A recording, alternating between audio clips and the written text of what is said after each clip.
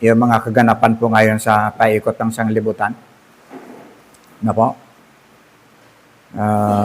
Hindi pa tayo nakaka-impasse sa problema natin sa flood control, sa mga bahagi ng mga corruptions. Tapos ito na naman.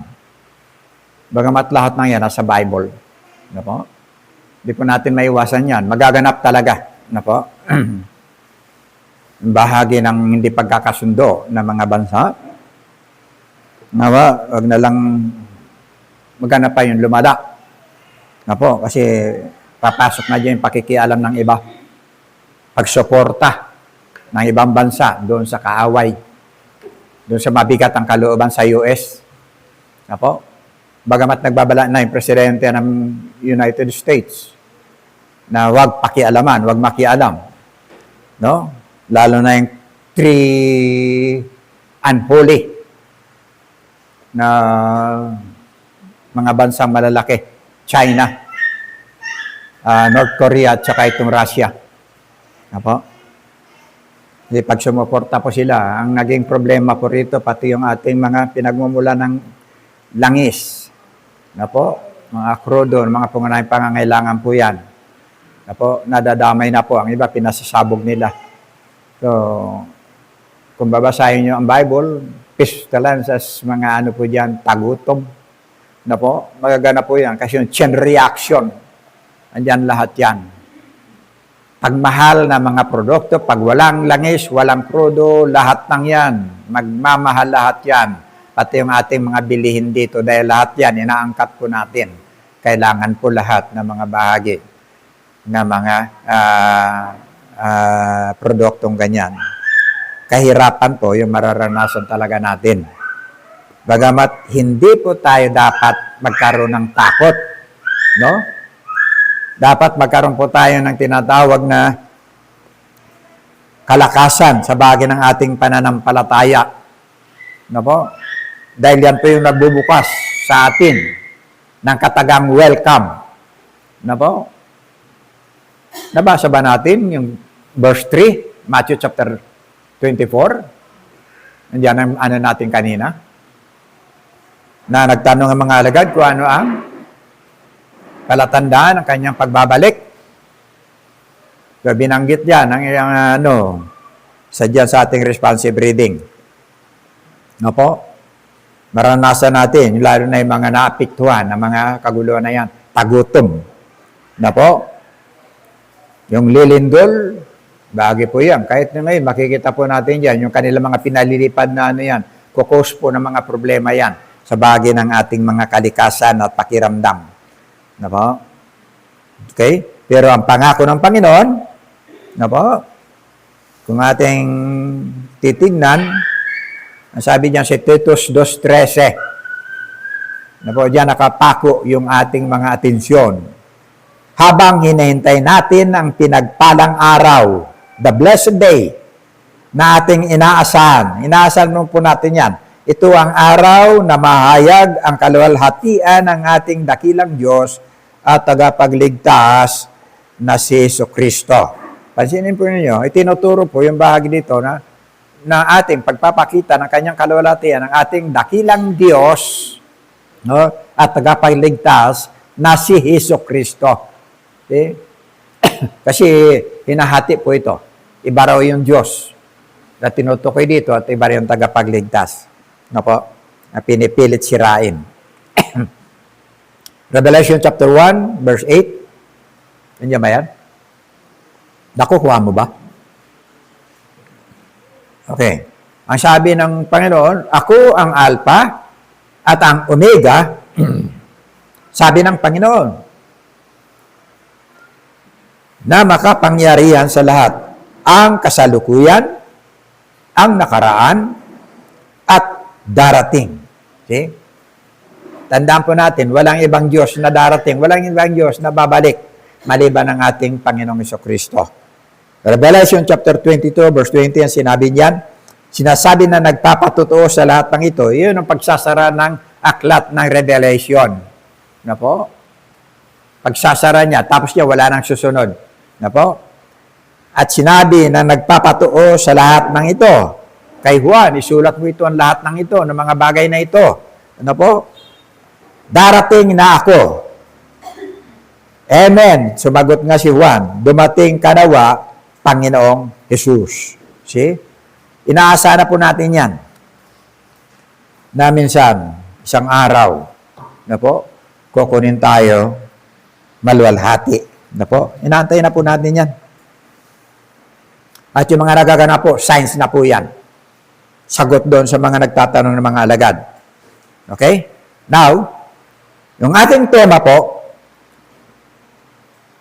7 commands for believers. 7 pag-uutos sa bawat mananampalataya. Hebrews chapter 10, verse 19 to 22. Binasa na yata yan, ano po? Ang una, draw near to God. Apo? Yan. Verse 22 po yan. Tapos, pangalawa, have pure conscience. Pangatlo, have clean bodies. Tapusin po natin itong tatlong ito. Ano po? Ang pang-apat, susunod na po natin ito sa mga susunod na pagkakataon. Have unwavering faith. Panglima, provoke others to good works. Pang-anim, be regular attenders, church attenders. Pang-pito, exhort one another daily. Na po, hanggang verse 25 po yan. Na po? Okay. So, balikan po natin ang verse 19.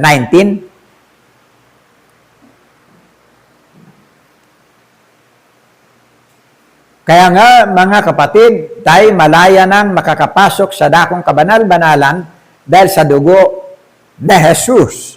Ano po? Yan pagkaano po riyan. Dapat natin makita na yung forma ng tabernacle or temple, ano po, nahahati sa tatlo. At yan, may kanya-kanyang nararapat na gumalaw sa bawat bahagi ng pagkakahati-hati. Una, ito yung tinatawag na courtroom. Courtroom na yan, lahat tayo pwede dyan. No? Pagdating ng ikalawa, holy place. Hindi na pwedeng pumasok doon ang mga pangkaraniwang mananampalataya. Ang pwede lang pumasok doon, yung mga saserdote. Pag tinawag na saserdote, mga pari. Ano? Yung mga obispo, katulad nila Villegas, Sorbiligas, o sino man dyan ang mga obispo ng RCC. Yun. Sila lang ang pwede dyan. Pero pagdating doon sa pinaka-banal, holy place, holy of holy, yan. Holy of holy, hindi na pwede ang lahat ng saserdote, nag-iisa na lang, high priest. Yan ang ginagampanan ng Papa ng Roma ngayon. Na po? Siya lang ang pwedeng pumasok doon na maghandog ng kasalanan sa kanyang kasalanan at sa kasalanan ng lahat ng members. Sa lahat ng mga bahagi ng nasasakupan, mga Hudyo. Ayan. Yeah. Pero noong panahon na mamatay ang ating Panginoon Kristo, sinabi ng banal na kasulatan, tanda natin na yung tabing na yan, pagpasok sa kabanal-banalan, to, yan, hindi ka na pwedeng umano dyan. Holy place na yan. Holy of holy. Natatakpan yan. Kortinang napakakapal. No? Kaya, ang pwede lang pumasok dyan, yung punong saserdote. High priest. Siya lang. Siya lang ang pwedeng maghandog ng dugo para sa kasalanan ng pangkalahatan. Pero hindi yun pagpapatawad. Panakip lang.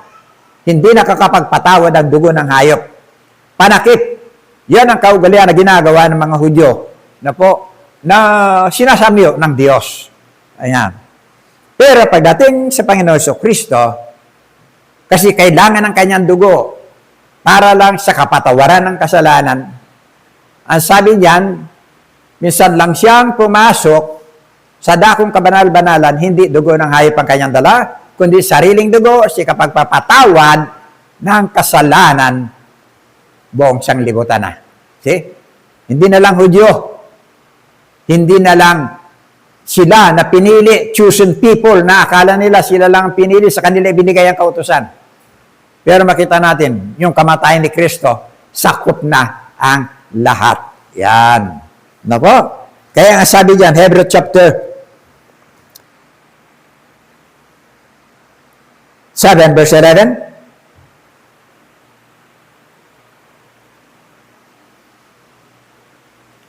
Batay sa pagkapari ng mga Levita, ang kautusan ay binigay sa mga Israelita. See? Israelita. Hindi ka kasama dyan. Hindi tayo kasama dyan. Exclusive sa kanila. Ano po? Nung sabihin ng Diyos doon sa Exodus chapter 20, ang sabi ng Diyos, ako ang Panginoon mong Diyos na naglabas sa inyo sa Ehipto mula sa pagkaalipin. Hindi naman tayo kasama doon. Mga hintil po tayo. Hindi tayo kasama doon sa grupo na yan na mga naging alipin sa Ehipto. Sa Leviticus chapter 5, ganyan din. Ako ang Panginoon Diyos na naglabas sa inyo mula sa Ehipto. No? Mula sa pagkaalipin. Hindi tayo kasama dyan. Wala tayong pakialam dyan. No? Pero kung natupad ng Israelita ang 10 utos, wala na tayo. Tapos tayo lahat. Kung ng Panginoon, hindi na isagawa. Magawa mo yung 7, 8, 9, nasira mo yung pansyam, wala rin. Sira mo rin na lahat. Mahirap sumunod sa bahagi ng panuntunan ng kautusan. Kaya nga para sa atin, namatay si Kristo. Tinupad niya yung kautusan, namatay siya sa kautusan para bayaran ang lahat. Hindi lang yung mga hindi makasunod, pati yung mga hindi nasasakop ng kautusan. Ganun kasimple po yun. Kaya may mga taong hanggang ngayon nabubuhay sa kautusan. No? Hanggang yung ngayon, kasi makikita nyo, bakit ito. Nabanggit ko nga. Di pagkagising ko, tinignan ko kung anong oras na. Akala ko, linggo na, Sabado pa pala. Tapos, sunod-sunod yun, pumasok yung mga message. Pag binuksan mo yung papasok na yung mga message. Tapos, ay yung inaalagaan ko sa Chicago. No? Bedridden na siya. Ano na siya, nakahiga na lang. Hindi niya alam yan kung anong oras na, kung anong ano. Kasi nakikita na lang niya, puro ilaw sa kanyang kwarto. Ano po? Kadayapre na lang siya. Ayan. Tapos, sabi niya, good morning, Pastor. Ganon na lang siya. Good morning, Pastor. So, sinagot ko rin. Ano to? Happy Lord's Day. Sabi kong ganyan. Sumagot siya. Likewise to you. Sabi niya ganyan. Araw ng Sabado. Kala ko linggo na. Lord, sabi ko, Happy Lord's Day. Ayan. Yung pala, araw pa lang ng Sabado. Na po? Kaya yun, kita natin, bakit ang kautusan nananatili pa rin? Kaya may mga araw ng Sabado na yun ang pinakanilang araw ng Linggo. Ano po? Tayo po under Christ na. Ha? Dahil sa ilalim na tayo ng biyaya, na tinatawag na biyaya. Okay? Totoo, Sabado, pahinga. Okay, magpahinga ka. Pahinga yun, pero hindi worship. Hindi yun sa bahagi ng pagsamba mo sa Panginoon. Bahagi yun na tinatawag na kung saan pagdating sa pananambahan, yung bahagi ng katuparan ng pagkabuhay ng ating Panginoong Jesucristo. Okay? Kaya nga sabi diyan sa 1 Corinthians chapter 15, verse 14, verse 17, kung si Kristo hindi binuhay na maguli, hindi nabuhay na maguli, no? Walang katuturan ng inyong pananampalataya. See? Walang katuturan ng inyong pananampalataya. Verse 14, ganun din. Walang katuturan ng aming pangangaral, yung ating pag-witness, kung hindi nabuhay ang ating Panginoon Kristo. Katulad lang siya ng bayani, kung sino-sino dyan. See? Pero nabuhay siya. Anong araw? Linggo. Pag binasa niyo yung kanyang pagkabuhay, madilim pa, pumupunta na yung mga babae doon sa libingan para magdala ng pabango. No? Lagyan ng katawan ng ating Panginoon Kristo. Pero pagdating nila ron, yung 3 araw, pagdating nila doon, wala na silang dinatnan. Okay? Anong dinatnan nila?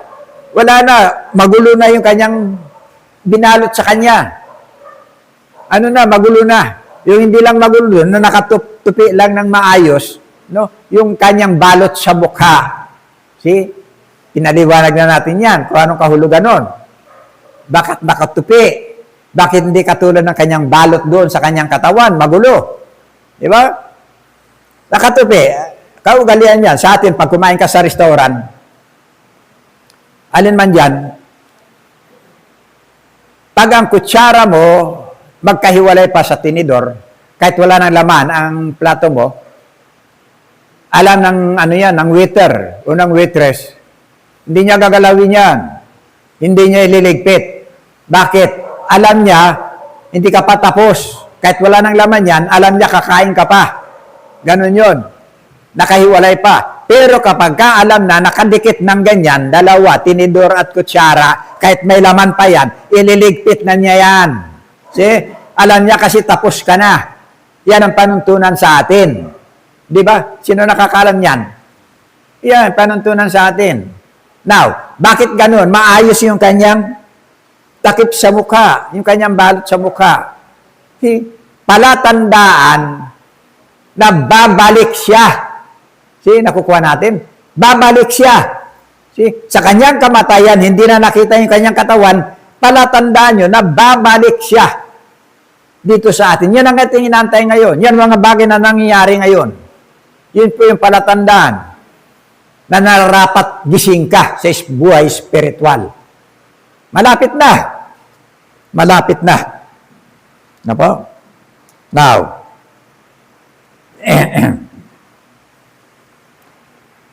so hindi po tayo kasama sa mga kautosang pinagkaloob sa bansang Israel. Iwalay po tayo. Nasa ilalim na po tayo ng biyaya ng ating Panginoon Kristo. Yun ang tinatawag nating free na po, nakaligtasan. Hindi ka nagsusumikap na sa gawa mo ito, no? Gawin mo ito, lahat nakadepende doon ang iyong kaligtasan. No? Now, Hebrews chapter 7 verse 23.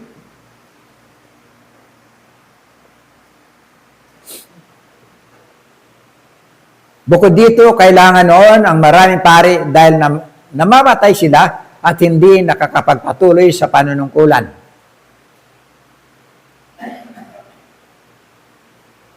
Sa makatwid, si Jesus ang pinakapunong pari na kinakailangan natin. Siya ay banal, walang kasalanan, ni kapintasan man, inihiwalay sa mga makasalanan at itinaas sa kalangitan. See? Siya ang ating pinakapunong pari. Siya ang nagkaloob ng kanyang sarili. Na po? Yung iba taon-taon hanggang sa mamatay. Pero ang ating Panginoon Kristo, minsan lang, sa kanyang kamatayan, dinala niya lahat ng yan. Kaysa isang sirdote. Yan. Matthew chapter 7, verse 50 to 51.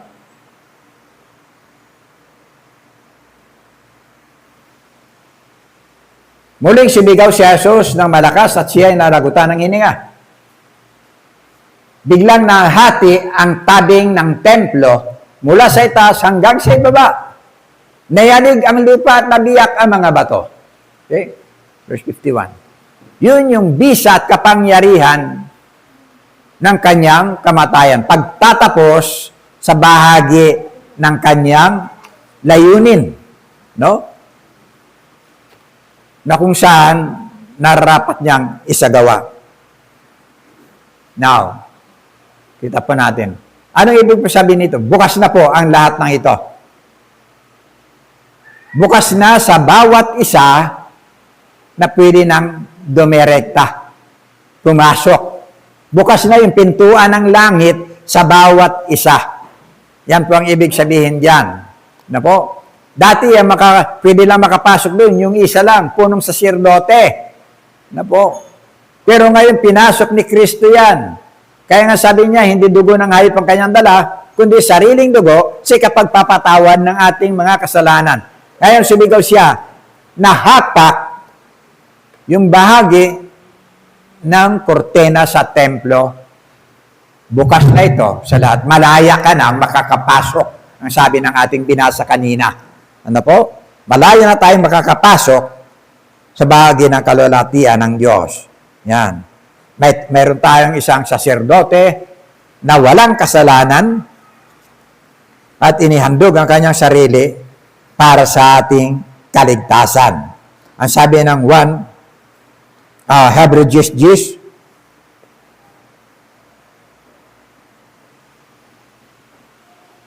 at dahil sinunod niya ang kalooban ng Diyos, tayo ay ginawang banal ni Jesucristo sa pamamagitan ng minsanang paghahandog ng kanyang sarili at iyon ay sapat na. See? Sapat na. Pag sinabi mo sapat na, huwag mo nang gagawin mo lahat. Lahat, ano mga bagay, huwag mo nang gayahin. Huwag mo nang kung tatawag ka pa ng pansin. Minsan lang, ginawa niya ito. At yung minsan na yan, sapat na. Panampalatayanan mo na lang. Pero ang dami pa rin nagsasagawa nito, paulit-ulit. Na po, yung bahagi ng paghihirap na yan. Matthew chapter, okay, nasabi ko na yon. Now, una, ito na. Draw near to God. Sa verse 22 yan. Na po, lumapit po tayo sa Diyos. Romans chapter 12, verse 1.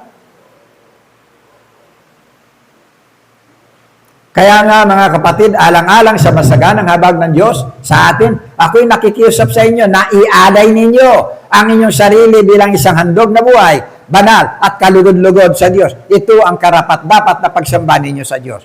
Yun po ang hinahanap ng Diyos sa ating mga sarili. Na po? Nasa kung paano ihandog po natin. Ang bahagi ng tinatawag, draw near to God. Na po, sa Diyos. Na po. Kung magtatayo ka ng bahay, kailangan mo ng pako, huwag ka pupunta sa bakery. Di ba? Doon ka bibili ng pako. Wala silang pako doon. Bumili ka sa talagang mayroon. Kung masakit ang ngipin mo, gusto mo ipabunot yung ngipin mo, huwag ka pumunta sa karpintero. Kasi walang magagawa yun sa'yo. No? And dami. Maraming mga, po yan Pagkarami na po, pagka may problema ang tao, sa halip na lumapit po sa Diyos, lumapit po, hanapin ang mga bagay na kung saan nauukol para sa Panginoon. Ang ginagawa niyan, hanapin niyan ibang espiritu. Di ba? Pagka may problema ang tao, hanapin niya ibang espiritu. Okay? Punta sa tindahan ni Uyok, punta kung saan. Okay? Bibili niya espiritu ng alak. Pag hindi na nakinig sa espiritu ng alak, pagka nalimpungatan, nandiyan pa rin yung problema niya, mas lalo pang naging mas ahol. Ano po? Drugs. Walang may tutulong. Malululong lang siya, pero walang may tutulong. Pangkaraniwan nagaganap po yan sa atin. Ano po? Pagkaraniwan na po, kapag nga may sakit ang anak, na-experience ko po yan. Personal. May sakit ang anak, pangkaraniwan tatakbo sa albularyo. Yan. Pagdating sa albularyo, susunog ng tawa sa bao. Di ba? May kunting uling. Tapos pag nagpurmang ganyan, siyempre magbubukol-bukol yun, yung buong ayan, ay, grabing demonyo ito. Sasabihin ganyan. Grabing demonyo to, ibang itsura nito. Yan. Pagkatapos, susunog ng kandila sa kutsara. Nakita na ba niya yung mga ganun style? No? Lulusawin yung kandila doon. Pag nalusaw na yung kandila, ibubuhos doon sa tubig sa planganita. Pag binuhos ng ganyan, titigas siyempre yun. Magmumukha nun, kung anong mukha, ganyan. No? Gagawa siya ng kwento ngayon dyan. Yan ang mangyayari noon. Nako, sabi niya ganyan, malakas ito, ibang itsura nito. Mas maigi pa, sabi niya, bumili ka ng isang kahang sigarilyo. Yan. Isang kahang sigarilyo, gagamitin yun. Sisindihan, tapos may straw. Tapos gagamutin yung anak, nandyan. Maestro, pausukan, lahat dito sa sa ulo, sa butas ng tainga, lahat. Mukhang ano na nga parang makikita mo lahat umuusok yan. Ganyan ang itsura ng no? Pagkatapos sabi, bibili ka ng atay, di ba? Atay ng manok. Bibili ka ng atay ng manok, pagkatapos isang buting gin, sabi, handog natin, ganyan. Iwanan sa kanya, di may ano na siya, may sigarilyo na siya. may alak na siya, may pulutan pa siya. Yan ang nangyayari sa mga ganyan. Pagkatapos, pag dumating doon sa panahon na talagang hindi na kaya, yung bata, nag-lock na yung panga. See? Ganyan na yan. Hindi mo kayang pigilan yan. Yan. Ngayon, gagawin niya, hampasin niya ng hampasin, tatalian niya, malakas lumalaban ka, ha? Yan, ganyan ang itsura ng mga albularyo. No? Pagkatapos sabi niyan, ito, susulat sa papel. Susulat sa papel, pagkatapos, pagdating ng alas 12, sunugin mo itong papel. Pagkatapos, pulbusin mo sa tubig na isang baso, ipainom mo sa kanya. Ipainom mo sa kanya. Yan, sabi niya, para mapalayas natin yung demonyo. Ganyan. Ay, wala na. Tumindi na yung kalagayan ng bata. Ay, nung sabi niya, hindi na kaya ng kapangyarihan ko. Kasi ubod na ng lakas to. Hindi ko kaya, hanap ka na lang ng iba. Ay, siyempre, yung ina naman, tsaka yung ama, tatakbo ngayon sa ospital. Yan. Pinakahulihan sa ospital. Pagdating naman sa ospital, titignan ng doktor yan. Nakita yung ayos ng bata See? Ganyan na yan. Hindi mo kayang pigilan yun. Napakalakas niyan. So, ano na siya. Hindi mo na kayang pigilan yun. No? Tsaka yung panga niya, nag-lock na. Alam na ng doktor yun. Titingnan lang niya kung saan bahagi talaga nagmula yung ganon. Makikita doon sa kanyang talampakan. Walang sugat pero may marka ng pinagtamaan. No? Napako. Pagkatapos sabi ng doktor, Mrs., Sir, yung anak nyo, kalat na po sa buong katawan ang titano. See? Titano pala yun. Pasa Diyos na lang po natin. Nung marinig yung Diyos, yun, saka naalala yung Diyos. Diyos ko, pagalingin mo lang anak mo, kahit linggo-linggo magsisimba kami, lahat kami magsisimba sa Baklaran, sa Quiapo, kung saan-saan. See? Saka lang, mangangako ng kung ano-ano. Huli na, pagka ang Diyos mabanggit. Pag wala ng kapangyarihan ang pera, wala ng kapangyarihan ng karunungan ng tao, wala ng kapangyarihan ng bisa ng gamot, saka lang maalala yung Diyos. See? Draw near to God. Pero ang tao, minsan kapag malakas, mas sa kanyang sarili, libang siya sa kanyang sarili, sa mga bagay na kanyang iniibig, mga bagay na kanyang minamahal. Mauuna yon. Kaya nga sabi, seek ye first the kingdom of God and His righteousness, yung kanyang kalooban, yung kanyang katuwiran, hindi yung ating kalooban at katuwiran. See? Yan po, nagiging bahagi. Kaya pinakauling solusyon, Diyos. Di po ba? Saka lang natin maalala yan.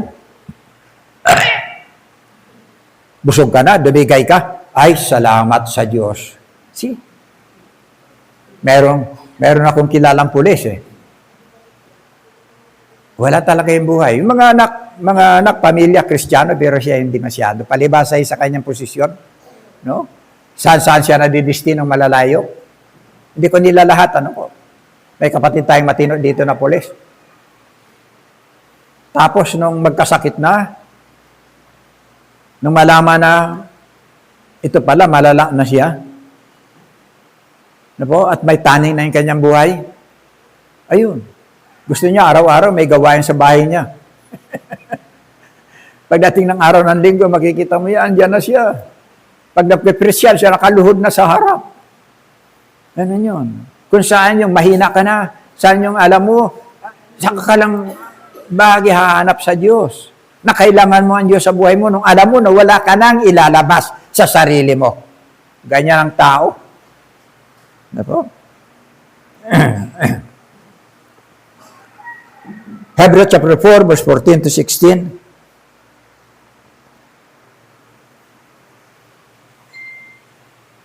Kaya nga, magpakatatag tayo sa ating pananampalataya dahil mayroon tayong dakilang pinakapunong pari na pumasok na sa kalangitan, doon mismo sa harap ng Diyos. Siya ay walang iba kundi si Jesus na anak ng Diyos. Okay? Ano po?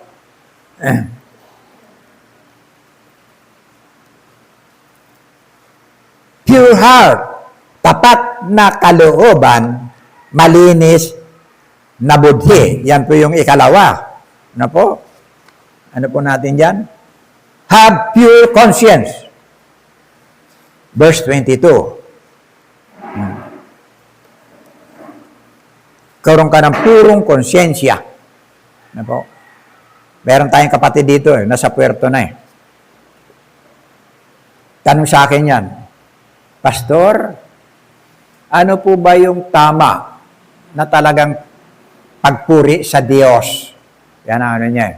Pagpupuri sa Diyos. Kasi marami dyan mga pumapalakpak. Yan. Meron dyan tinatawag na holy laughter. Yung nakahiga na lang, tawa ng tawa. Sino nakakita niyan? Yung tinatawag na holy laughter. Ha? Hindi pa nyo alam, di ba? Holy laughter yan. Pinapasukan daw siya ng Holy Spirit. Tapos tawa ng tawa yan. Bumubula na yung bibig. Ganyan pa rin. Kahiga sila dyan. Lahat. Walang pakialaman yan. Basta ano. Kung inaalihan ka ng Espiritu, sabi nga, tawa yan ang tawa. Sige ang tawa ng tawa. Ganun lang. Holy laughter ang tawag po nila dyan. Kaya makikita natin ngayon, yung lahat ng mga pananambahan ngayon, magugulo. Halo-halo kung anong mga pinagagawa. May tumatalon, may kung ano ng mga gesture na kanilang ginagawa. Ano po? So, ang sabi ko sa kanya, ano po? Sa Lumang Tipan, sa Exodus chapter 32, pukayin natin kung saan nagsimula po ito para makita po natin.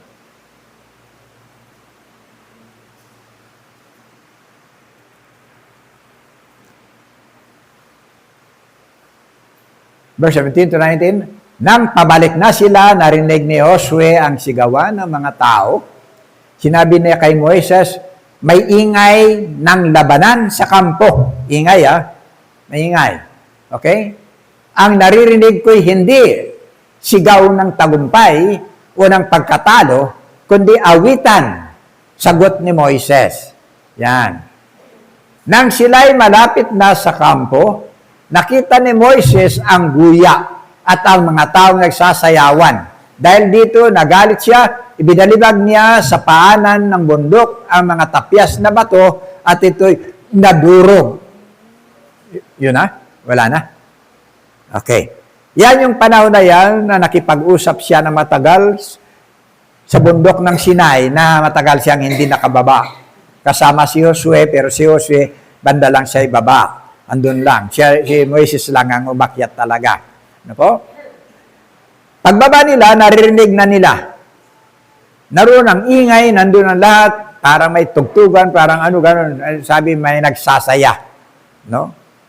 Yung pala, sumasamba na ang lahat, sayawan, nandun na yung kaliwan, inuman, nandun na yung bahagi ng paglalambingan, nandun na yung bahagi ng tawag yan, sex.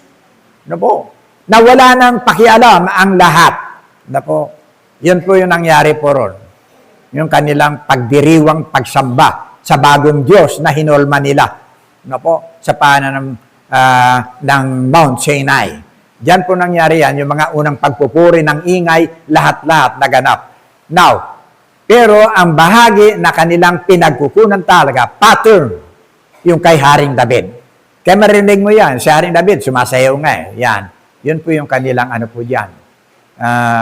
Pangangatwiran lagi. Si Haring David, sabi niya ganyan, sumasayaw din. Sabi niya sa panahon ng kanyang pagpupurit. Silipin po natin. Na po, para matugunan po natin yung mga katanungan pong ito. Na po, kung bakit nakikita natin maging sa ating kapanahunan ngayon. Aktibo po yung mga ganito. Dahil ang kanilang pattern, si King David na mismong sumasayaw na po, na nagpupuri sa Diyos. Okay? Actually, chapter 32, verse 17 to 19. Ano? Ikalawang pattern. 2 Samuel, chapter 6, verse 14 to 15.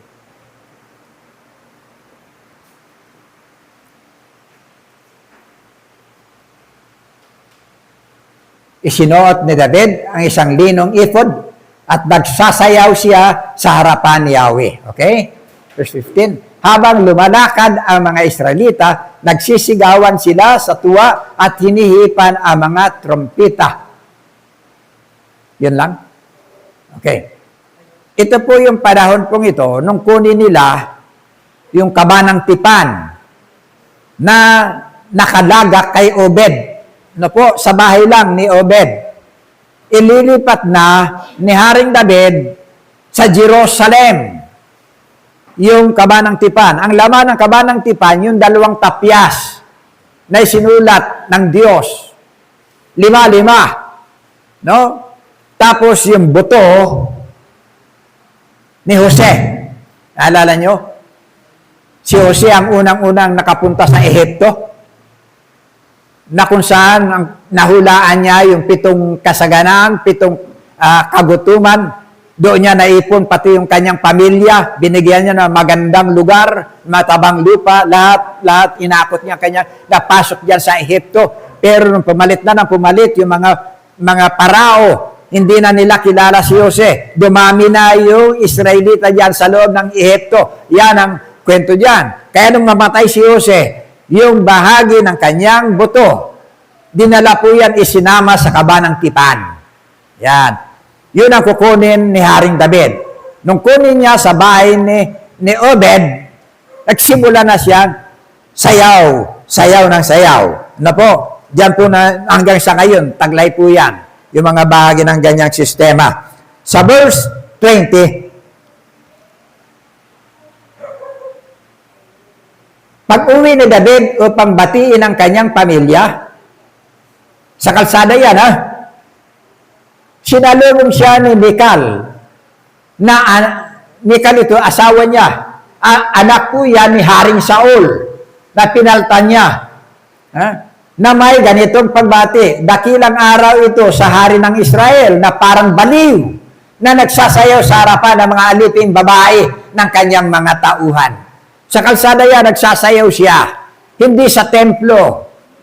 See? Yun ang kanyang pagluwalhati. Bagay, makakita kayo ng street dancing ngayon. Ganun ang ginagawa. Sa kalsada mismo, nagsasayaw siya. See? Yan. Now, sa verse 22, at gagawa pa ng mas masahol dito. Yun ang sagot niya. Mas masahol pa dyan.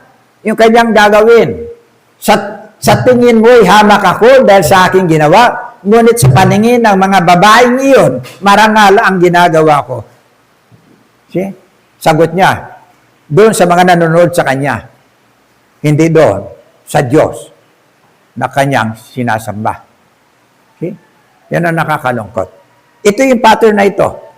Pero dapat malaman nila na ginawa ni Haring David, hindi sa templo, kundi sa kalsada, habang pinaparada at dinadala inuuwi yung kabanang tipan sa lugar ng Jerusalem. See? Hanggang ngayon, ganon. Now, bakit hindi natin sinasagawa ito sa bagong tipan? Na po? Hindi po tayo under ng kautusan na. Hindi tayo under ng lumang tipan. Under na po tayo ng biyaya. Under na po tayo ni Kristo. See? Iba na po yung pattern pagdating sa ating Panginoon Kristo. Hindi natin 3.5 years na nag-ministry siya rito. Pero hindi natin nakita minsan na sinagawa ito ni Kristo. Inutos niya sa kanyang mga alagad, nagawin niyo ito, sistemang ganito, pagpupuri sa Diyos. Never. See? Ano po yung bahagi na makikita po natin? Yung mga iniwan ng mga apostol. Acts chapter 2, verse 42.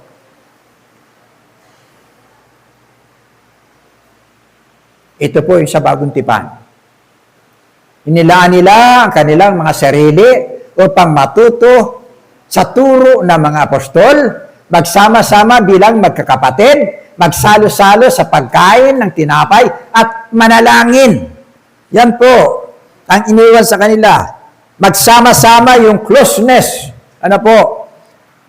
closeness with each other, magsalo-salo, fellowship as one family, prayer, panalangin, power to bind one spirit na po, sa isang espiritu na hindi magulo. See, ang problema, magulo yung nangyayari. Kaya nga makikita mo sa prayer, panalangin, minsan, nakatas ang kamay na kung ano-ano mga sinasabi ng mga hindi maintindihan, maging sila hindi nila maintindihan. Yan po yung nangyayari po. Pinakikita lang po natin yung mga kalugod-lugod sa bagay. Kasi katanungan yan, may mga nagtatanong, alin ba karapat-dapat na pagpupuri sa Diyos? No? Pero sa pananalangin, sabi ng Panginoon kasi, kung mananalangin ka, huwag kang tumula doon sa mga nanalangin sa kanto. Huwag kang tumula doon sa mga mananalangin ng paulit-ulit. Pag mananalangin ka, pumasok ka sa iyong kwarto, isara mo ang pinto. Kausapin mo yung Diyos na hindi nakikita, at ang Diyos na hindi nakikita, nakakakita sa iyo, nakikita ang mga bagay na lihim. Ito ang mga bagay, sabi niya, tamang pananalangin. Tahimik. Silensyo. Ikaw lang, presensya mo, espiritu mo lang sa Diyos. Ito yung pattern. Ngayon, sabi ko nga, kaya may sinita nga ako rito noon. Nalaman ko na nanalangin na grabe ang mga ano niya. Pag alam niya ang ano na, prayer na ng mga ano. Ay, terrible. Sabi ko, Kaya sabi ko, naintindihan mo ba sinasabi mo? Naintindihan mo ba? Hindi po, pastor. Bakit ako gumagawa ng ganyan? Alam mo ba kung saan nagsimula yan? Sabi ko sa kanya. Mahirap yung basta mo sasagawa nang hindi mo naintindihan.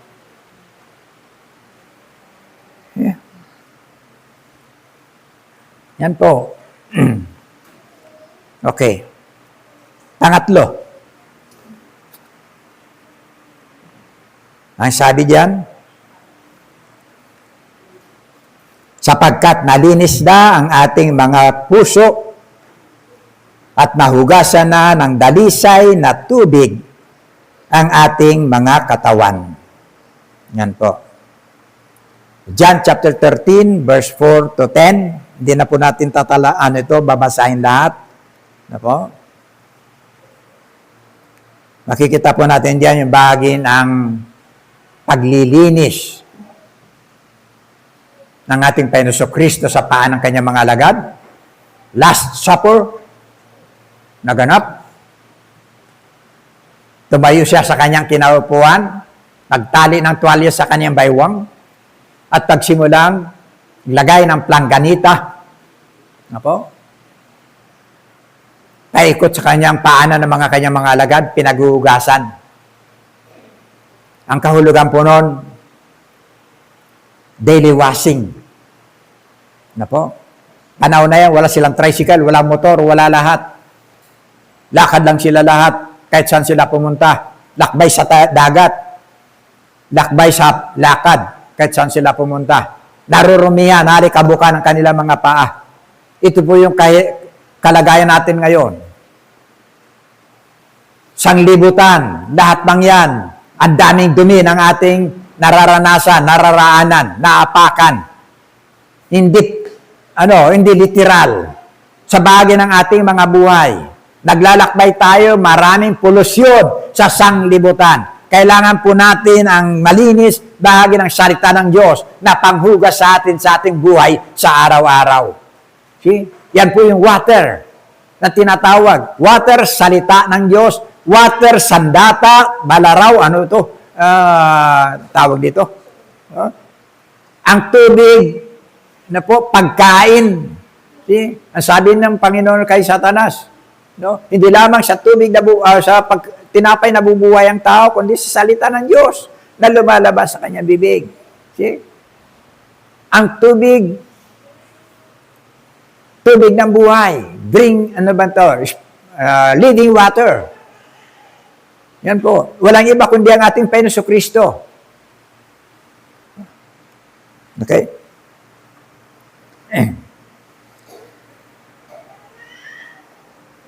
Now, tingnan nga natin, Matthew chapter 4, nadaanan natin ito, nabanggit ko na ito. John chapter 3, verse 5 to 7.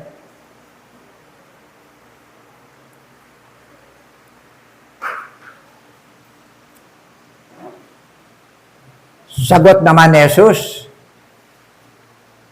kay Nicodemo, tandaan mo, sinasabi kong ito, malibang ang isang tao ay panganak sa pamamagitan ng tubig at ng Espiritu, hindi siya makakapasok sa kaharian ng Diyos. Ang taong ipinanganak sa laman ay laman, at ang ipinanganak sa Espiritu ay Espiritu.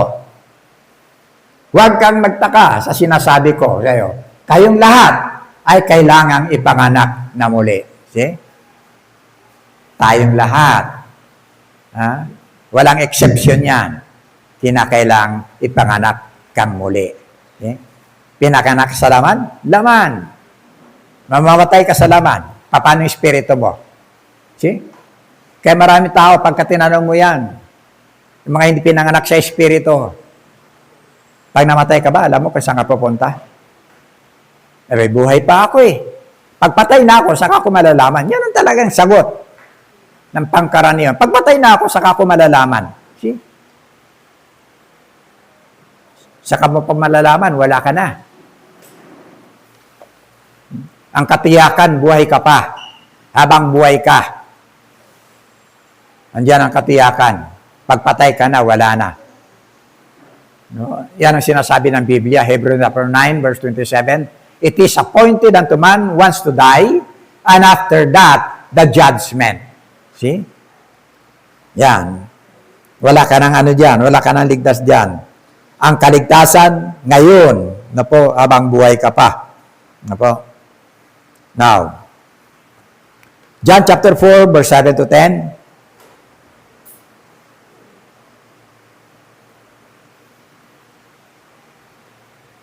May isang Samaritanang dumating upang umigib at sinabi ni Jesus sa kanya, "Mari bang makiinom?" Pansinin ninyo, ha? Literal, ha? Sumagot si Jesus, "Kung alam mo lamang ang kaloob ng Diyos." Sabi kasi ng babae sa kanya, "Hudyo ka. Ako naman Samaritana. Bakit ka nakikipag-usap sa akin?" Samantalang hindi sila nag-uusap. Hindi iniiwasan yan. Mga mababa na taon Samaritana. Samaria. Na po. Pero, mga Hudyo pa rin sila, kaya lang, maliit na porsyento. Yan. Hindi katulad sa mga Hudyo na talagang buo, 100%. Kaya iniwasan nila yan. Ano po?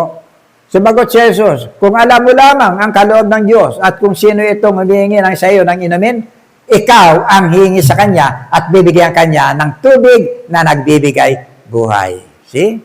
Yun po yung tubig na nagbibigay buhay. Ano po? Yeah. Then, John chapter 15, verse 3.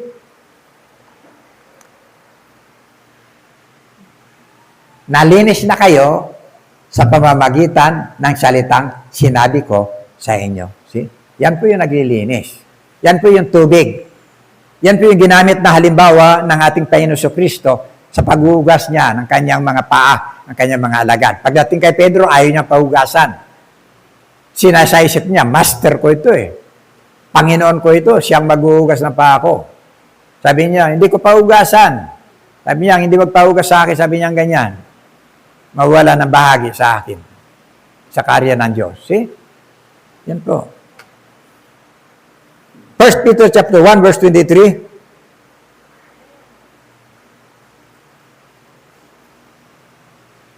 Sapagkat muli kayong isinilang, hindi sa pamamagitan ng binhing nasisira, kundi sa pamamagitan ng buhay at walang kamatayang salita ng Diyos. Yan po yung tubig. Na po? Yan po yung tubig. Marami siyang kinakatawan. Yung tubig, yung salita ng Diyos, marami kinakatawan. Na po? Hebrews chapter 4, verse 12. Ang salita ng Diyos ay buhay at mabisa. Pansinin niyo yung katagang buhay, ha? Mas matalas kaysa alinmang tabak na sa magkabilay may talim. Ito'y tumatagos maging sa ibutura ng kaluluwa at espiritu na mga kasukasuan at buto at nakakaalam ng mga iniisip at binabalak ng puso. Yan po yung katotohanan ng salita ng Diyos. Na po? Alam po nyo yung katotohanan ng salita ng Diyos? Ang daming mga siga, ang daming mga halang ang kaluluwa na po, na pinaiyak niyan. Niwala kayo? Sumusuot hanggang sa pinakaliblib na lugar ng puso ng tao. Sumusuot hanggang sa mga utak ng buto. Pag nakagawa ka ng kasalanan, alam mo yan, hindi mo pwedeng papanatiliin. Sinusurot ka ng bahagi ng katotohanan ng salita ng Diyos. See? Yun yung pinakakonsensya na kung saan nagsasalita ng katotohanan at kung saan nalalaman mo at nakikita mo sarili mo kung namumuhay ka sa bahagi ng kasalanan. Ano po? Yan. Santiago 1:18, verse 13. Hebrew chapter 4, verse 13. Walang nilalang na makapagtatago sa Diyos. Ang lahat ay hayag at lantad sa kanyang paningin at sa kanya tayo magsusulit ng ating mga sarili. Wala po tayong pwedeng magpakita-kita ka na okay ka, no? Banal ka, mabuti kang tao, ganito ka. Sa paningin ng tao, maaari mo lokohin. Pero sa Diyos, hantad ka. Ano po? Now, 1 John chapter 1, verse 1 to 4.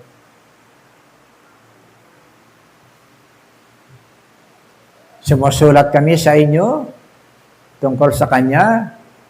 Sa simula pa'y siya na. Tinutukoy nila ang Panginoon. Ito yung mga alagad na sumusulat. Ang salitang nagbibigay buhay. See? Capital letter yan. Si Kristo ang tinutukoy dyan. Siya ay aming narinig at nakita. See? Napagmasdan at nahawakan. See? Nahayag ang buhay na ito. Nakita namin siya at pinatutuhanan namin at pinangangaral sa inyo ang buhay na walang hanggan na kasama ng Ama at nahayag sa amin. Si Kristo po, yung tinutukoy nila diyan. Ano pa? Ipinahayag nga namin sa inyo ang aming nakita at narinig upang makasama kayo sa aming pakikisa sa Ama at sa Kanyang anak na si Jesucristo. Period. See? Maliwanag. Nang salita na yon, si Kristo. Yung tubig, yung pagkain, yung tabak, lahat ng yan, tumutukoy sa bahagi ng kapangyarihan ni Kristo. See?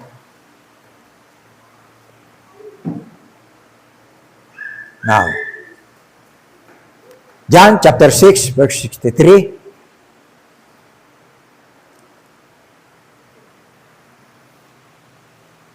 Ang Espiritu nga nagbibigay buhay, hindi ito magagawa ng laman. Ang mga salitang sinasabi ko sa inyo ay Espiritu at ito ang nagbibigay buhay. Ang nagsasalita diyan ang ating Panginoon Kristo. Na po? See? Yan ang ano po niya. Ito po yung kapanganakan sa tubig at Espiritu. Ang tubig na binigay ng Panginoon Kristo sa babaeng Samaritana, ang salita na nagbibigay buhay. Ano po? John 1:12. Ang sinamang tumanggap sa Kanya, subalit ang lahat ng tumanggap at sumampalatay sa Kanya ay binigyan niya ng karapatang maging mga anak ng Diyos. Diyan lang po tayo. Tandaan natin. Sa iyo na lahat ng reliyon, pero pag wala kang Kristong nag-iisang Kristo, wala ka rin. Sayang, wala ka. Pero sabi natin, wala ka mang reliyon, hindi ko in-encourage na hindi kayo magkaroon ng bahagi ng isang samahan na magpapalago sa inyo. Pero kung mayroon kang Kristo, nakakatiyak ka. Katulad ng kriminal doon sa cross. Hindi nga nakaranas doon. Simba. Wala. Pinag-usapan natin kaligtasan, relasyon. Okay? 1:12. Yan. Verse 13. Tingnan ninyo. Once na kinilala mo ang Panginoon, yung katiyakan, take over ka agad. Ang Holy Spirit, andyan siya sa iyo. See?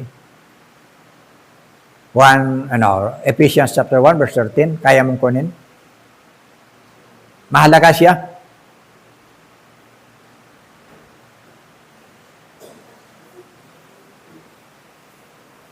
Nasa Kanya ay kayo rin naman, pagkarinig ng aral ng katotohanan ng Ebanghelyo ng inyong kaligtasan, nasa Kanya rin naman, mula nang kayo'y magsisampalataya, ay kayo'y tinatakan ng Espiritu Santo na pinangako. See? Yun ang pagkakaiba ng ating relasyon sa Panginoon. Mayroon kang katiyakan sa bahagi ng ating kaligtasan. Kaya pag bumalik yan, ito lang ang makakasama. Yung mayroon kang tatak. See? Gaano kahalaga yan? Pag binata ka, ilan ang binata natin dito? Pag mayroon kayo na type na babae, kursunadahan nyo, tingnan muna nyo ang kanyang sarili. Una ng kanyang daliri. Pag nakakita kayo na yung kanyang daliring ito, meron ng ganon. Ibig sabihin, meron ng nagmamayari sa kanya. May tatak na siya. See? Yan po. Hindi ko magsasabing, Kristiyano ako, born again ako. No, hindi. The Holy Spirit na nasa iyo. Yun ang magbabago ng buhay mo. Yun ang magsasabing, iba ka sa mundo. Ibubukod ka sa iyong pag-uugali, sa lahat. Yung panlasa, yung paningin, lahat. Lahat. Yun ang magbibigay ng direkta sa buhay mo. See? Now, sa verse 13, balikan natin. John chapter 1, verse 13.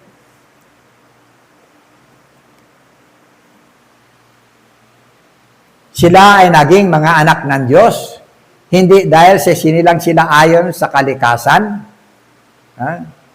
nature, o sa kagustuhan, o kagagawa ng tao, kundi ayon sa kalooban ng Diyos. See? Magkaiba yan, yung kalooban ng Diyos at kagagawa ng tao. Marami nagkakamali dyan. Paano po yan? Pahirapan mo man sarili mo, durugin mo man ang likod mo sa bahagi ng kahiwat, kahampas para tumulo yung dugo. Kumasan ka man ng mabibigat para lumakan ng milya-milya. Pagkatapos papako mo yung sarili mo sa krus. Lahat ng yan, walang katuturan.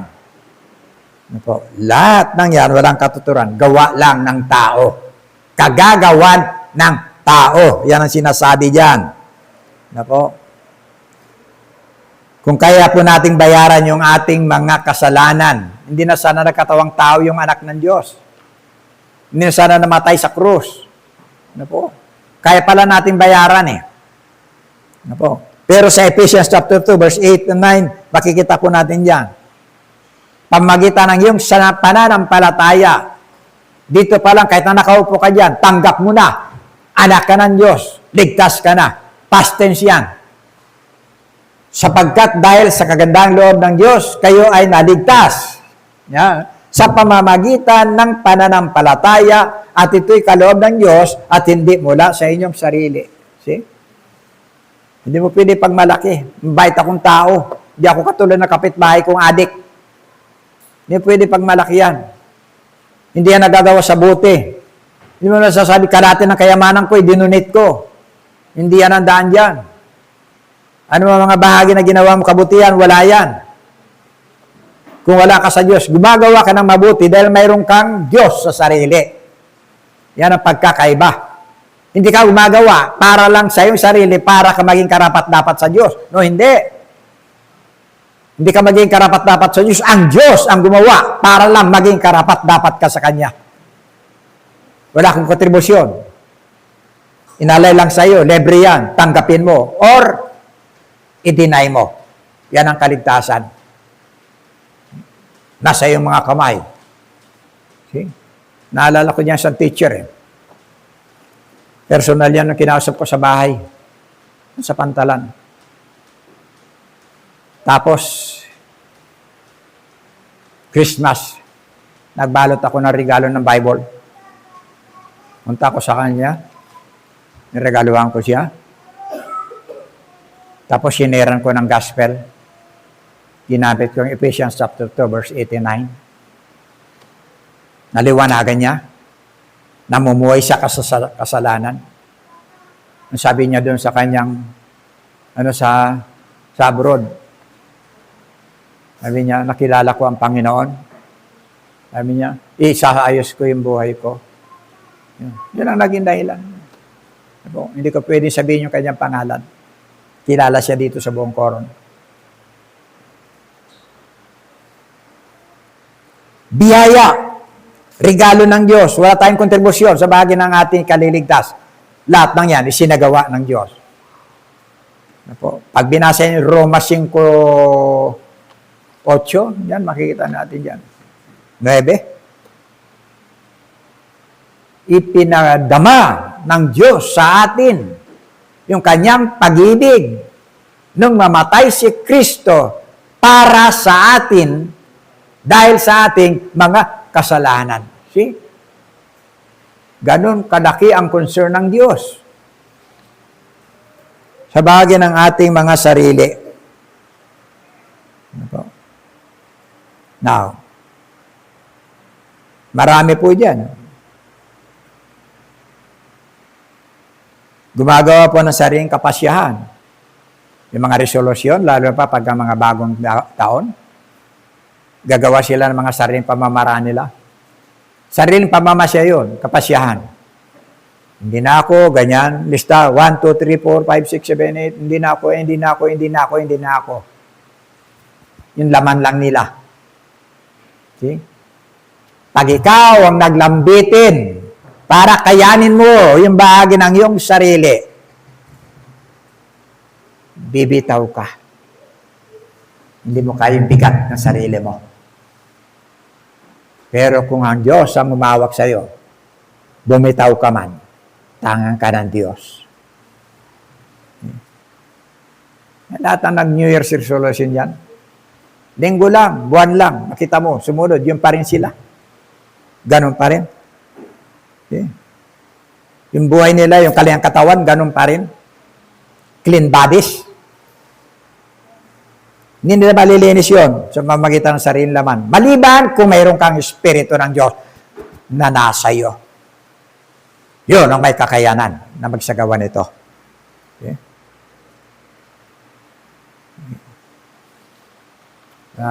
Kaugalian natin yan. Dito, ngayon. Pagka maliit pa, okay. Binyag para maging Kristiyano. Pag nabinyag ka na, okay, Kristiyano ka na. Ayan. Nung lumaki, adik. Lumaki, nang-rape. Nung lumaki, mamamatay tao. Saan ang pagiging Kristiyano doon? Punong-puno yung mga city jails natin. Correctionals. Rehab. New Believed prisons na lahat ng mga nakakulong dyan, mga Kristiyanong tinawag. Pero mga pumapatay. Alin ba ang totoo? See? Pumunta po kayo dyan. Sa kanto, pakyat ka sa tapyas. Dito lang, tumayo ka dyan. May magandang po dyan, building. Standby ka dyan. Pag-araw ng linggo. Lalo na mga bandang alas 7:30. Tayo kayo dyan. O di kaya dyan kay Ma'am Digna DC. Diyan na kayo. Tingnan po nyo doon. Yung mga member na malaking church dyan, Pagdating ng 7:30, kasama yung kanilang mga tagapanguna. Diyan sila nakahilira sa gilid. Kasi magsasara ng alas 8 eh. So magugutom sila doon, hindi sila makasindi doon. Okay? Ilang oras sila doon sa loob. Magsusuog muna sila sa labas. Sabay-sabayan. Sabit na sabit. Bumabanat ng ganyan. Okay? Kasama yung kanilang mga tagahawak ng Biblia, tagapangaral. Okay? Wala silang laya. Kung ano lang disiplina rito, yun ang utos ng Diyos. Hindi sila umawak ng Biblia. Bawal ang Biblia. Okay?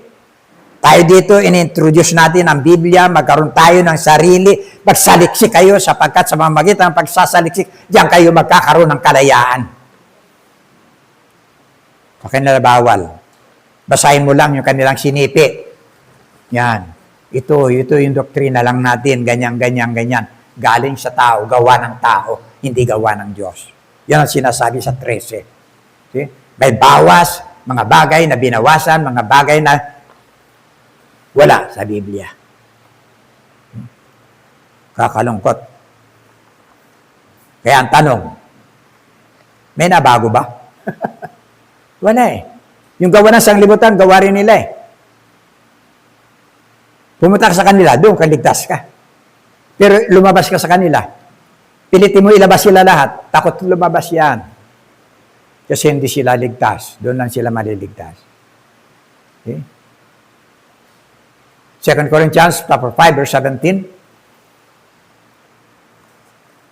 Mga minahal, paulit-ulit natin sinasabi ito kasi wala tayong pamantayan na ipapakita yung mali. Yung katotohanan. Yung gawa ng tao.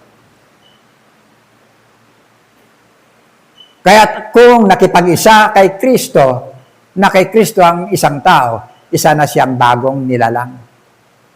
Wala na ang dati niyang pagkatao. Ha? Dati natin pagkatao, wala na yan. Pag sinabi pagkatao, nandiyan lahat. Ano yan? Espiritu mo.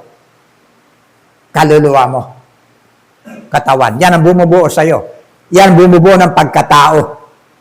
Okay? Pag nakay Kristo ka na, wala na yung dating pagkatao mo. Sa halip, ito'y napalitan na ng bago. Ano yon? Ang sabi ni Apostol Pablo sa, ano ba to? Paalala nyo, Galatians chapter 2, verse 20, 19 to 20. Tama ba yun? I am crucified with Christ. Naipako na lahat ng mga bahagi ng kasalanan mo, kasama na ni Kristo. Okay? Kung nabubuhay man ako ngayon, nabubuhay ako sa pananampalataya. Okay? Hindi na yung kanya. Bago na po lahat yon. Pandinig mo, pananaw mo, panlasa mo, pangamoy mo, lahat-lahat, gawa mo, gusto mo, plano mo, lahat ng yun. Bago na. Lagi kang under ng kalooban ng Diyos. Kaya nga sabi, seek ye first the kingdom of God and His righteousness. Yung kanyang katuwiran. Hindi na yung iyong katuwiran. Yung kanya na. Ito na ang nararapat sa buhay mo sa bahagi ng iyong pang-araw-araw na buhay. Na po? Doon. Ngabi. Kaya nga nakalagay po ron eh.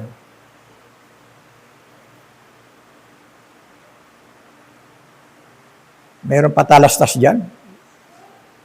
Smoking cigarette is dangerous to your health. Totoo po yun.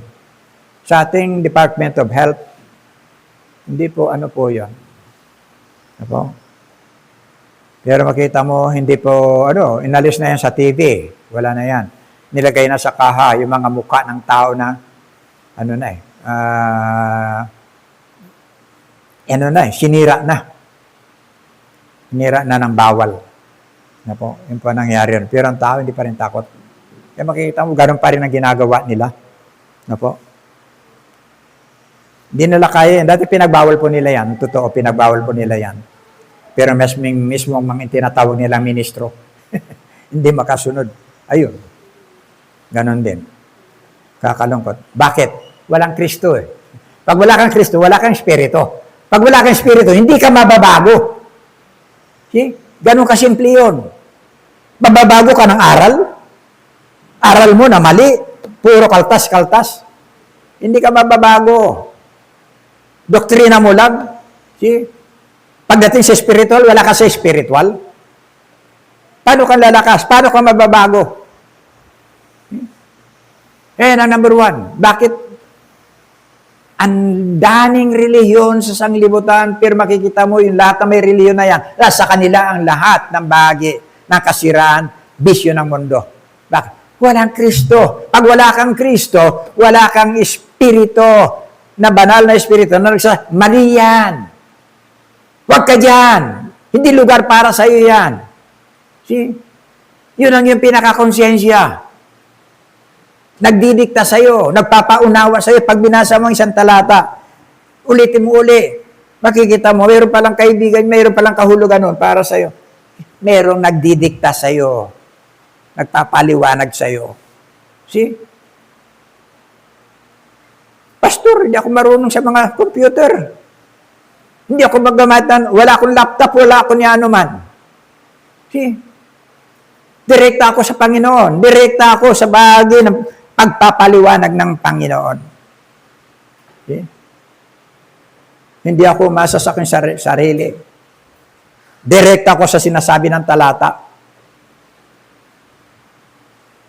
At hindi ko yan iniiwas. Malaking bagay sa akin ang trabaho ng banal na Espiritu. Ako? Kaya pag nasa iyo si Kristo, lahat tao ang bago. Bagong kaluluwa, bagong espiritu, bagong isip, bagong puso, bagong paningin, bagong pangamoy, bagong panlasa, bagong pananalita. Nakarinig na kayo ng taong inanya mo di kaya nabagsak. Iba na yung lumabas sa bibig. Di ba? Minsan, paglabas na ganyan, yung nang katabi na niya yung kanyang sinasabi. Kukwento lang ng kanyang napanood. Ang PIP ay grabe talaga. Hindi mo pa naintindihan kung anong kinukwento niya, pero, di ba? Hindi ko sinisiraan yung ating Pangulo dati. Pero pag humipo yan sa pisngi, ingat ka na. Iba na yung lumalabas sa bibig niyan. See?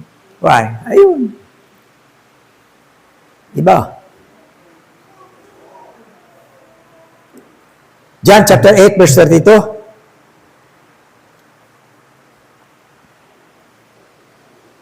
Makikilala ninyo ang katotohanan at ang katotohanan na magpapalaya sa inyo. See?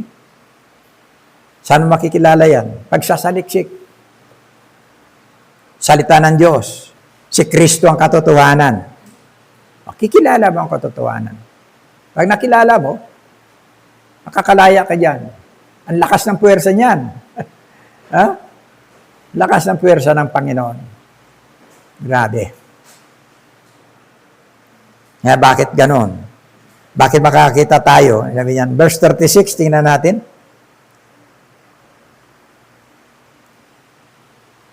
Kung ang anak ang magpalaya sa inyo, kayo ngay magiging tunay na malaya. See? Yan po. Hindi yung bahagi ng pwersa ng pagtuturo sa iyo ng relihiyon, kung ano-ano mga nawala sa Bible. Wala sa Dadalhin lang tayo sa kapahamakan yan. Clean bodies. Now, na nakakalungkot, marami po mga bagay na makikita po natin na pagsalaula sa katotohanan para lang ang tao maipon sa bagay ng kanilang pagtangkilik. Mabigat po yun. Yung yung John chapter 10, verse 30 to 32.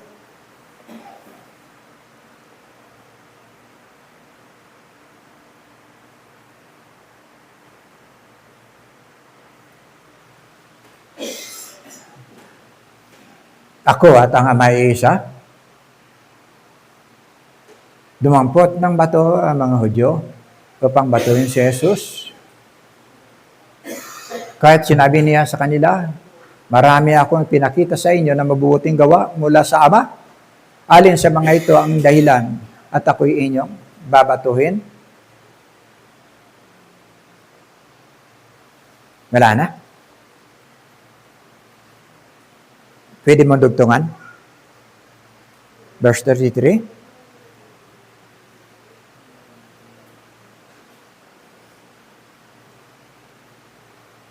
Yan. Sinagot siya ng mga Hudyo, hindi dahil sa iyong mabubuting gawa ay binabato ka namin, kundi sa iyong pamumusong, pagsisinungaling, panluloko. At sapagkat ikaw ay bagaman ikaw ay tao, ay nagpapakunwari kang Diyos. See? Noon pa pinahayag na niya na siya Diyos. Hanggang ngayon binabato siya. Yun ang problema diyan. See? Kaya takot silang ipahawak ang Biblia. See? Dahil andyan sa Biblia ang katotohanan ng pagpapahayag kung ano, si Kristo. See? Yan po. Noon pa, ayaw na siyang paniwalaan. Ano po? Now, kaya makita natin, ang tao, kahit anong gawin mo, hindi may suko ang sarili sa Diyos. Okay? Hindi may suko. Kaya nanatili yung bahagyang tinatawag na karumihan ng katawan, karumihan ng espiritu, karumihan ng kaluluwa. Ano po? Tandaan po natin, na sa bahagi ng ating kaugnayan, ang sentro, walang iba kundi si Kristo. I am that I am. Ako ang katotohanan. Ako ang buhay. Diba? Ako ang daan. Nasa Kanya po yun lahat ng ating biyaya at pagpapala. Darating ang araw. Ano man ngayon, sabi ko nga, pag-pray natin, panalangin po natin yung ating mga kapatiran. Alam ba ninyo na marami tayong kapatid na nasa Iran? Nandyan, ang iba, gumawa ng kanilang pulong-pulungan na sa ilalim ng lupa, underground, para magpagpatuloy sila sa Panginoon. Marami na po. Yung pinatay na leader, Prime Minister, dictator po yun. Bawal pati yung mag-makeup lang. Bawal. See? Dictator. Pero marami po natuwa nung mamatay po yun. Yung mga tinangkilik ng Germany, na mga Iranian, andun sila. Papasalamat sila. Nagpupuri sila na namatay na yun. Nga po? Pinahirapan sila. Tapos nagpahayag yung kanyang pamangkin mismo. Pagkamatay no, nagpahayag ngayon, kanyang pamangkin, na isang anak ng Diyos. Pumupuri sa Diyos. No? Imagine, nakapasok na ngayon doon. Yung bahagi ng kanilang ng patutuo ng buhay ng ating Panginoon Kristo. Marami ng mga anak ng Diyos sa Iran. Ngayon, humingi sila ng tulong sa bahagi ng kanilang mga paghihirap. Naranasan nila ngayon ang kahirapan. No? Mga pag-uusig, lalo na yung biktima ng digmaan. Nandiyan po sila lahat. Hirap. Totoo, hirap yung katawan. Hirap. No po? Pero nandun bahagi ng kanilang pagpapasalamat. No po? Dahil nakalaya sila sa buhay spiritual. Yan po. No, po rin po ang Panginoon. Nagagawa po natin, panalangin po natin, yung mga kapatiran, marami po naghihirap doon na kailangan talaga ng tulong. Then, mag-usap tayo mamaya kung anong pwede nating ibahagi. Yung mauna yung Marcel ba? Ginoong Marcel? Ginoong Marcel. Na-announce na natin kanina. Yung mauna po, kagabi, humingi pa ng prayer si Sister Lenny. May panalangin, pero kanina, kinuha na ng Panginoon. So magkaroon po tayo ng bahagi. Ano po? Okay? Tayo po'y manalangin. Amang banal, purihin ka Diyos. Salamat po sa kabila o Diyos na limitado, Panginoon, ang aming kalakasan. Limitado ang kondisyon ng aming mga pangangatawan. Meron kaming dinaramdam, bagamat hindi po nangangulugan na magkaroon na po ng sagabal ang iyong gawain. Salamat po sa biyaya ng kalaya ng pagpapahayag na patuloy, Diyos, na kumikilos ka sa bahagi ng aming mga buhay. Salamat po na pinagkatiwala mo po ang oras, panahon, maging kondisyon ng aming pakiramdam upang may pahayag, Panginoon, ng iyong katotohanan. Pagpalain mo po ang iyong mga salita sa aming mga buhay na mamunga, Panginoon, ang katotohanan at makita, O Diyos, ang bahagi, Diyos, ang katotohanan ito mismo ng mga tao na kapaligid sa amin. Tinataas po ng lahat ang kapurihan ito sa pangalan ng Hesus Kristo. Amen.